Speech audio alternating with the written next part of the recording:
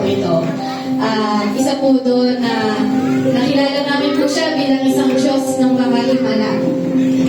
Nung si Brother John po ay operahan, sinabi po ng doktor sa amin na yung ugat na naputol sa kanya pong brain, ay ugat na responsible for speech.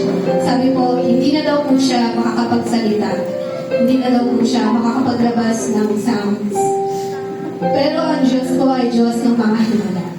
Sa umaga po ito, mas kikilalanin pa po natin ang ating Panginoon.